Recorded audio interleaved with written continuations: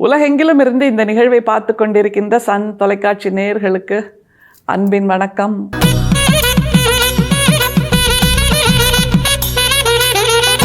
பொதுவாக ஒரு 3 வயசு 4 வயசு ஆயிடுச்சுன்னா குழந்தைகளை நம்ம ஸ்கூலில் சேர்ப்போம்ல, அப்போது ப்ரீகேஜி, எல்கேஜி, யூகேஜி, ஃபஸ்ட் ஸ்டாண்டர்ட்னு போயிட்டே இருப்பாங்க. காலேஜ் முடிக்கிற வரைக்கும், பல்கலைக்கழகத்தில் சேர்ந்து முனைவர் பட்டம் பெறுகின்ற வரைக்கும் அவர்களுடைய கல்வி பயணம் தொடர்ந்துக்கிட்டே இருக்கும்.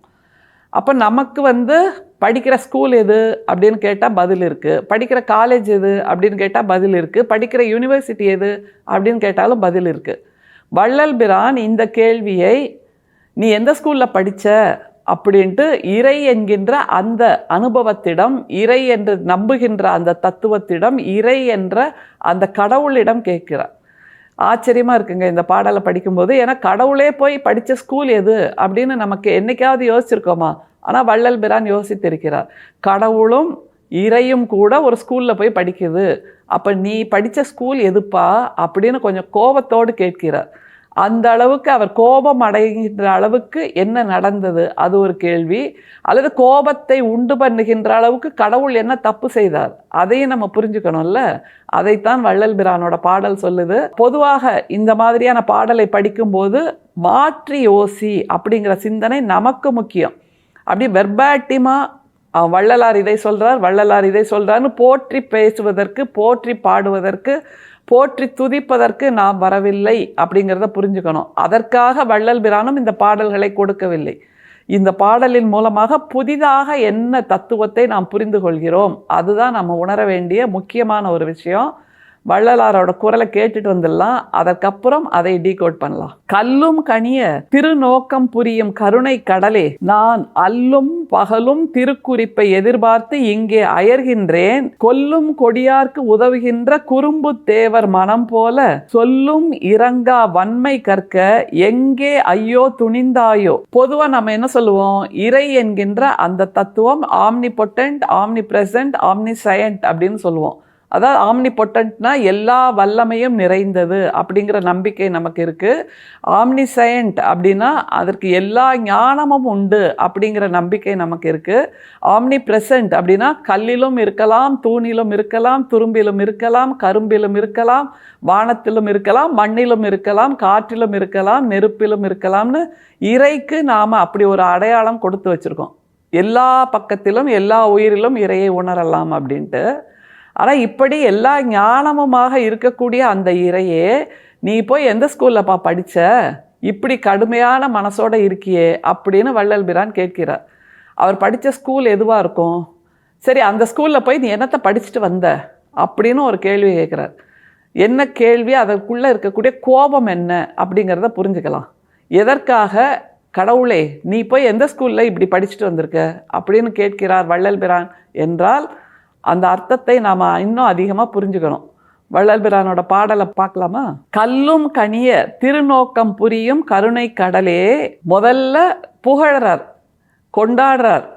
கல்லும் கனிகின்ற அளவுக்கு ஒரு பாறாங்கல் இருக்குன்னு வச்சுக்கோங்க, கருங்கல் இருக்குன்னு வச்சுக்கோங்க, கூழாங்கல் இருக்குன்னு வச்சுக்கோங்களேன். அது என்னைக்காவது கனியுமா? என்னைக்காவது நெகிழுமா? பாறாங்கல் நெகிழ்ந்து உருகி போயிடுச்சுப்பா அப்படின்னு என்னைக்காவது ஒரு நிலை உண்டா? பனி தான் உருகும், ஆனால் பாறாங்கல் உருகுமா? அது மாதிரி கூழாங்கல் உருகுமா? கருங்கல் உருகுமா? முந்தையெல்லாம் கல்லாங்காய் அப்படின்னு ஒன்று விளையாடுவாங்க குழந்தைகள். அப்படியே ஒரு 5 கல்லை தரையில் வச்சுட்டு ஒரு கல்லை மேலே தூக்கி போட்டு அந்த 5 கல்லையும் மொத்தமாக எடுக்கிறது, 1 எடுக்கிறது, 2 எடுக்கிறது, இப்படியெல்லாம் விளையாட்டு இருக்கும். அந்த குழந்தை 5 வயசில் விளையாட ஆரம்பிச்சதுன்னா அந்த கல் அப்படியே தான் இருக்கும். அந்த குழந்தைக்கு 50 வயசு ஆகிற வரைக்கும் கூட அந்த குழந்தை தான் வளர்ந்து பெரியவளாகும். ஆனால் கல் என்றைக்குமே வளராது, தேயாது, அப்படியே இருக்கும். ஆனால் அந்த கல்லை கூட கனிய வைக்கின்ற அளவுக்கு கருணை உங்ககிட்ட இருக்குது அப்படின்னு நான் நம்புகிறேன். அப்படியான கருணை கடலே அப்படிங்கிறார். சரி, அந்த கருணை கடல் என்ன பண்ணுச்சான், இல்லை என்ன பண்ணலையா? அது ஒரு முக்கியமான கேள்வி இல்லை? அதை சொல்கிறார் பாருங்க. நான் அல்லும் பகலும் திருக்குறிப்பை எதிர்பார்த்து இங்கே அயர்கின்றேன். அயர்கின்றேன்னு சொல்கிறார் ஒரு வார்த்தையை. அதாவது டயர்டாயிட்டேன்பா அப்படிங்கிறாரு. என்ன, எதுக்காக டயர்டாயிட்டார்னா திருக்குறிப்பை எதிர்பார்த்து. இப்படி ஒரு கருணை கடலாக நீ இருக்க, என் மேலே ஒரு சிறு துளியாவது பட்டுறாதா? ஒரு சிறு துளியவாது என் மேலே அலையாக வீசிட மாட்டியா? உன்னோட பெரும் கருணை அலையே நான் கேட்கல, அந்த கருணை அலையில் ஒரு சிறு துளியை தான் நான் கேட்குறேன்.